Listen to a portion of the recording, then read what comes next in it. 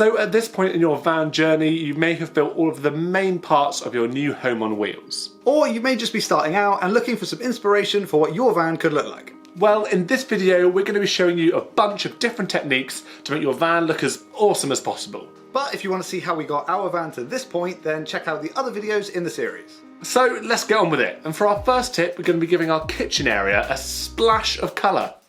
Good joke.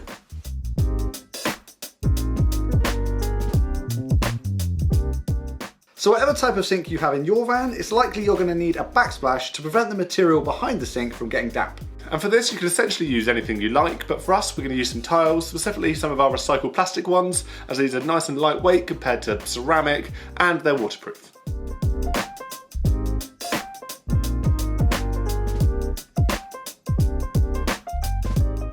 For the edges, we split some of the tiles in half and then laid these out in a pattern that we were happy with. We then pre-drilled some holes so we could screw these through the Hessian and directly into the plywood panel behind.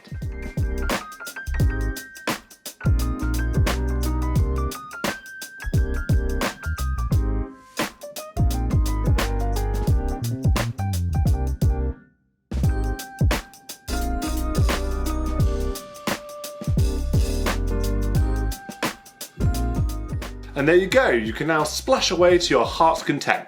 Well, within reason. Next up, we wanted to stick with our colourful theme and carry this through to the cupboards and drawers.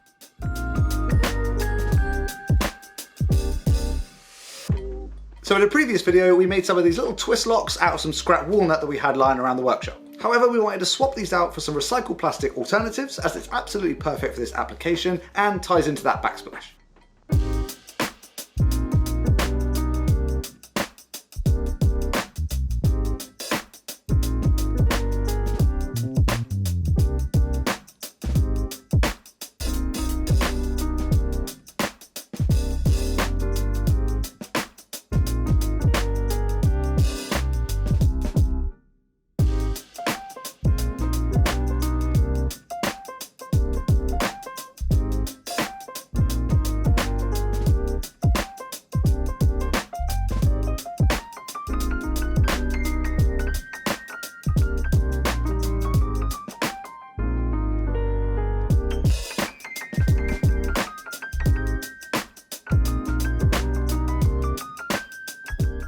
After a quick buff on our polishing mop, these are looking perfect and ready to go.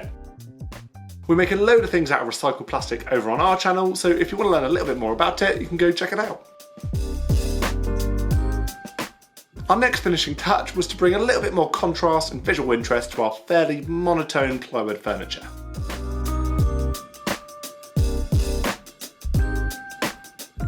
The majority of our furniture was made from birch plywood, and we wanted to finish this in 3 separate ways. All of the horizontal surfaces would have a dark stain, all of the vertical surfaces were going to be whitewashed, and because we quite like the look of exposed plywood edges, we're going to leave these as they are instead of trying to go through all the effort just to cover them up. So first off, the horizontal surfaces, and in our case, this meant the worktop and the tables. After taping up all of the edges, we used a single coat of this briar wax in dark oak. This was the same stain as we used on our ceiling, so we knew it would work well as tie in nicely.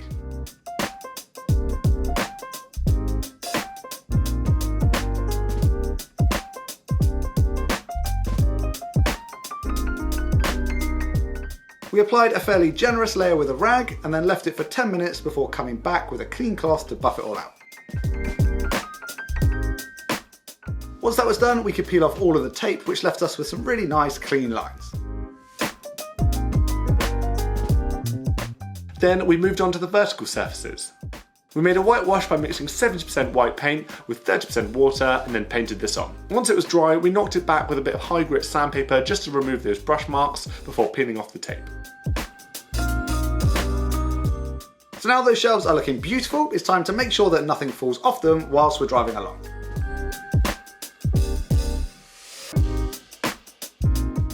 All of our shelves had a lip around the front edge just to stop things from falling out, but as an extra precaution, we added some elastic to the front of those taller ones. This was super easy to do. All we did was drill holes in both sides of the shelf and then lightly deburred them with a countersink.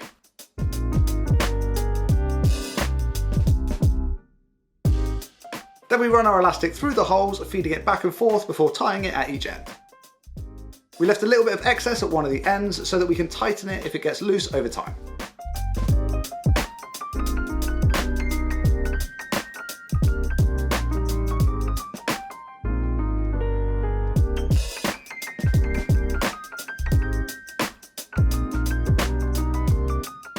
I know we hide it extremely well, but behind this very cool and macho physique, we're actually big old geeks, particularly when it comes to Lord of the Rings. So we simply couldn't help ourselves when we saw this particular doormat which we thought we could use to cover up our side step. We made a quick template of the available space using cardboard and then traced this onto the mat ready to cut.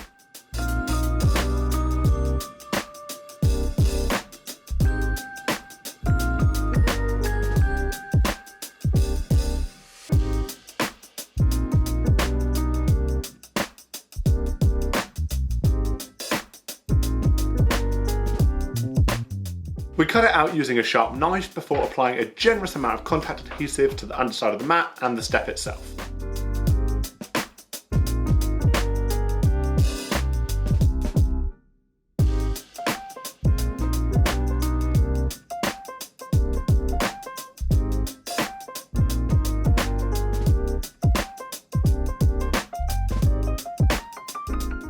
Now, we spent ages thinking of all these different and super complicated ways of making elaborate frames for a window, but in the end we went with something that we think was both simple and elegant.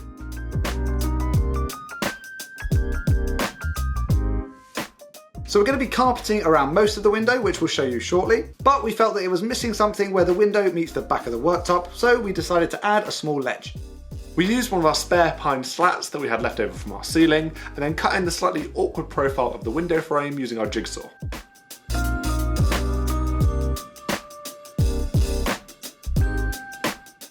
We then give this a quick once over on our spindle sander before gluing a batten to the underside so that it'd be raised just slightly off that worktop.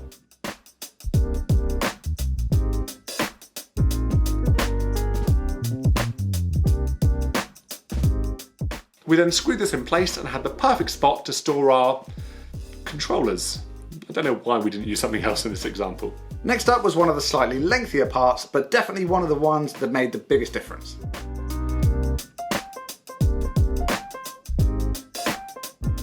So there were three parts that we still had some exposed metal that we definitely wanted to cover, around the window, as well as the back and the side doors. As a rule, we do not want anything grey in this van, so instead we went for this 4-way stretch beige carpet. We used some magnets to temporarily hold it in place, and then used this trim fix spray adhesive to stick it down.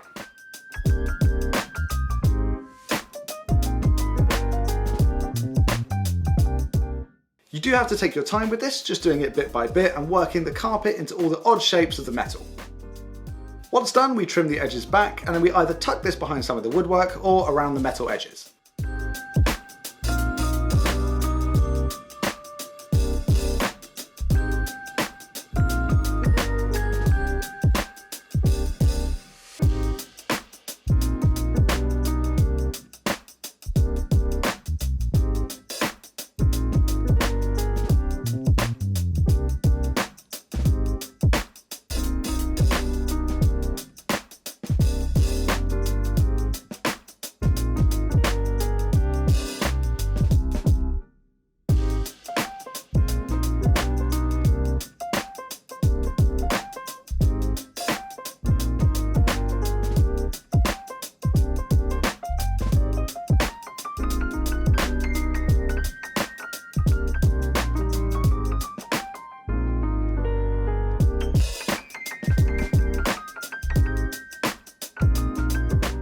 We even went back and did the inside of those cubbies, which I have to say we were extremely happy with.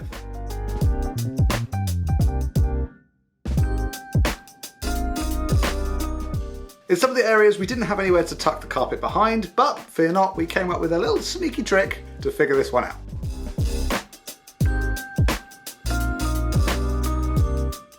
We grabbed some of this 12mm rope to hide any of those untidy edges to trick people into thinking we knew exactly what we were doing all along. It was super easy to install, all you need is a glue gun and you're away. It did work best when you were placing it in a 90-degree corner, but you can pretty much put it anywhere.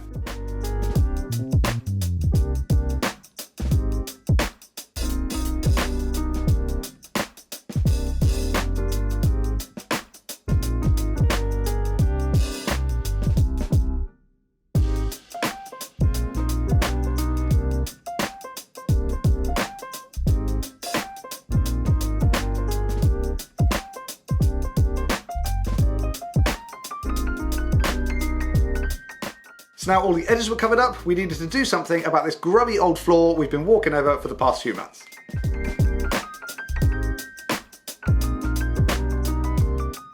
We showed you how to install this plywood floor back in episode 2, but now we're coming to the end of this camper van journey, we think it's time to cover it up with something a little bit prettier. So we opted for this 2.5mm cushioned vinyl flooring with this funky old colourful pattern. This was nice and easy to cut with a knife, so we measured out the largest areas of the van floor first, cut these out into sections, and we'd fill in the little gaps later on.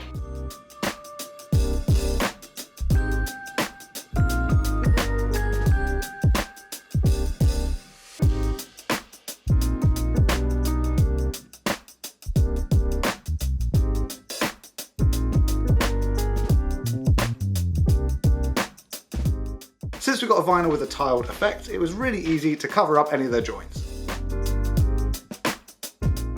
Once cut to size, we used the same spray glue as we did for the carpet and then pushed it in place before adding some pressure.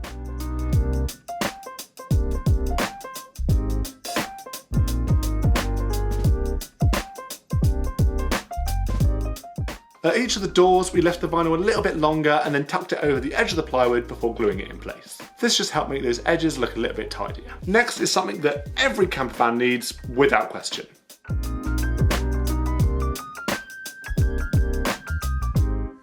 Now we're confident that all camper van owners would tell you that you can never have enough hooks. We threw these up wherever we could find a little bit of spare space in the van so we could use them for things like coats, bags and hats.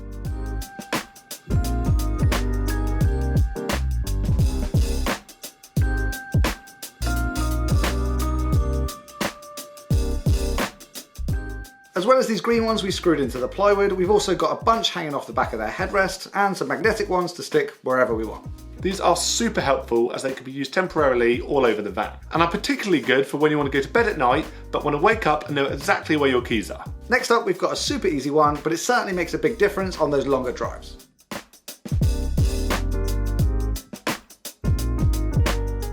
Vibrating and rattling is an inevitable part of owning a camper van, but there are some things you can do to help reduce it. A great way to prevent any of the wood rattling is by adding some of these little self-adhesive bumper pads to the inside of the doors, so when they're shut they stay nice and quiet, just as intended. We even chucked some on the mantelpiece topper that we use for our table storage.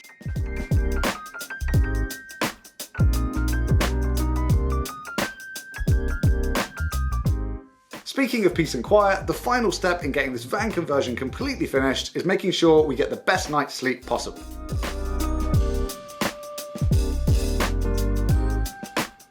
As we have a pull-out bed, when it's in double bed mode, the slats are slightly further apart than they would be on a regular bed. So for our mattresses, we decided to back these with 4mm plywood so that you wouldn't be able to fill any of those gaps when you're lying down.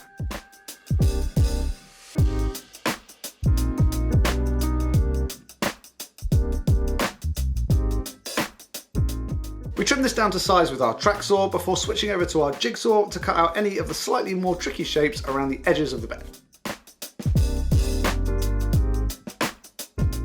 For our mattress we went with a firm 4-inch foam, which is so comfy. This was cut about 10mm bigger than our plywood base, as when it was all sewn together it would tighten up a little bit. We then attached our plywood to the foam and went about choosing our material. Now we wanted to go for something super loud and ridiculous, and we think we got the perfect material for the job. Now fortunately our mate Kev is an upholsterer, and much to our relief he said he was happy to do all of the sewing. So we traced the shape of the top and the sides of the foam onto the material, cut these out and then gave them to Kev to sew them all together.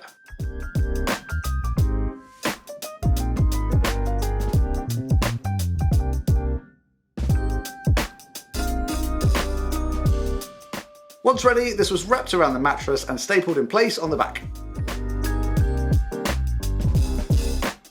And this was absolutely the perfect finishing touch for our van, which we could not be happier with. We made up 3 additional cushions, so this is how it looks when it's in sofa mode. You can then pull out part of the bed to turn it into a corner sofa, and when you're ready for some sleep, those 2 backrests make up the rest of your double bed.